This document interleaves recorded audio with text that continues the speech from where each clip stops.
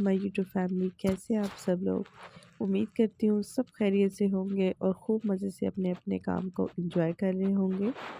काफ़ी टाइम हुआ मैंने कोई वीडियो नहीं बनाई क्योंकि मैं यहाँ पे नहीं थी। आप देख सकते हैं मेरी वीडियो क्लिप के अंदर मुझे अल्लाह पाक ने बैतुल्लाह का तवाफ़ नसीब फरमाया। अल्लाह पाक आप सबको बैतुल्लाह का तवाफ़ नसीब फरमाए और जल्द से जल्द अपने घर बुलाएं।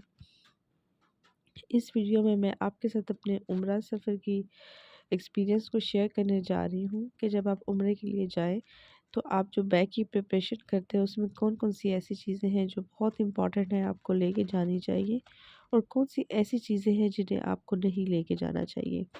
तो आज इस वीडियो के अंदर मैं आपसे अपने उसी बैग की उम्र की तैयारी के लिए जो बैग तैयार करते हैं वो चीज़ें शेयर करने जा रही हूँ। तो चलते हैं अपने बैग को तैयार कर लेते हैं। तो उस वीडियो स्टार्ट करने से पहले आप सबसे रिक्वेस्ट है मुझे लाइक के बटन को प्रेस कर दीजिएगा, मेरे चैनल को भी सब्सक्राइब कर लीजिएगा और बेल आइकन को प्रेस कर लीजिएगा ताकि नेक्स्ट आने वाली वीडियो आपको फ्री देखने को मिल जाए। और अगर आप लोग चाहते हैं कि मैं उम्रा से रिलेटेड तमाम वीडियोस डिटेल में डालूं कि उम्रा कैसे किया जाता है मक्का मुकरमा के अंदर और मदीना मुनव्वरा के अंदर जो जो ज़ियारात हैं उनकी डिटेल भी, तो उस पर आप मुझे कमेंट बॉक्स में बताइएगा तो मैं डिटेल में वीडियो बना के डाल दूँगी। चलते हैं जी, बैग की तैयारी कर लेते हैं। क्या-क्या चीज़ें हमें चाहिए, हम तैयार कर लेते हैं बैग। यहाँ पे मैंने एक बड़ा बैग ले लिया था।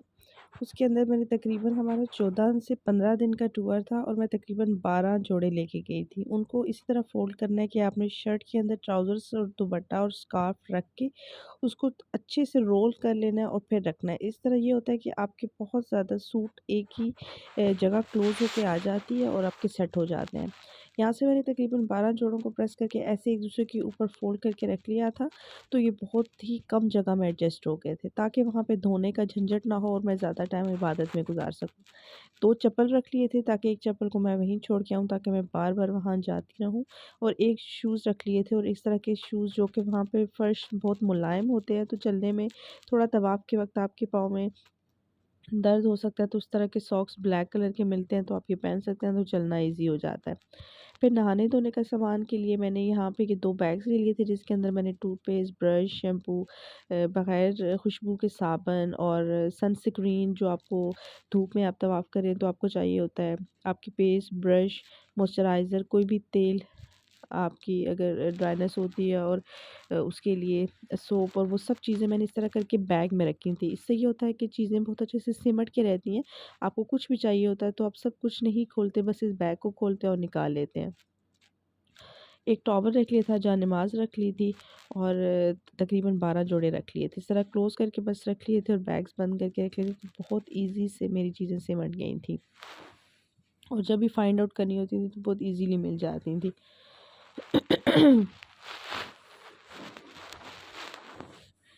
फ्लू लगा हुआ है और जब से वापस आई हूँ तो उससे थोड़ी-सी आवाज़ में माज़रत चाहती हूँ, आपको थोड़ी डिस्टॉर्शन फ़ील होगी।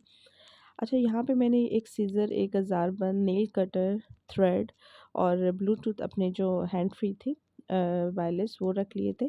और इस तरह की चीज़ों को आप हैंड बैग में मत रखिएगा जो एयरपोर्ट में आप लेके जाते हैं, हैंड कैरी आप उसमें रखिएगा जो आपका पैक होकर चला जाएगा, उसके सेंटर में बैग में रख के इसको रखिएगा।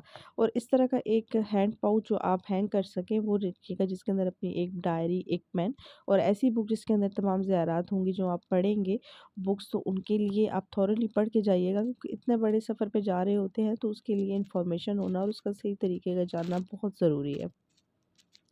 कुछ खाने-पीने के लिए चीज़ें रखनी थी रास्ते के लिए और कुछ न्याज़ की चीज़ें जो आपने वहाँ पे लेके जानी थी, नहीं तो वहाँ से सब कुछ मिल जाता है, कुछ ज़्यादा लेके मत जाइएगा।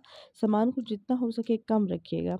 अपने हैंड कैप्स, स्कार्फ़्स और उस शूज़ जो मैंने वहाँ पे पहने थे फ़र्श पे लिए, उसको मैंने इस अलग एक साइड पे रख लिया था ताकि मुझे ईज़िली चीज़ें मिल सकें।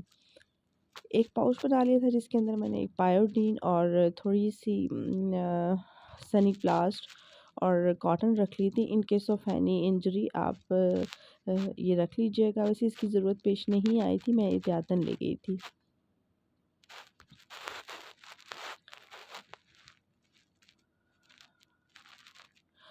5 अबाया मैं लेके गई थी, कोई भी अबाया जो आप मोस्टली घर में यूज़ करते हैं।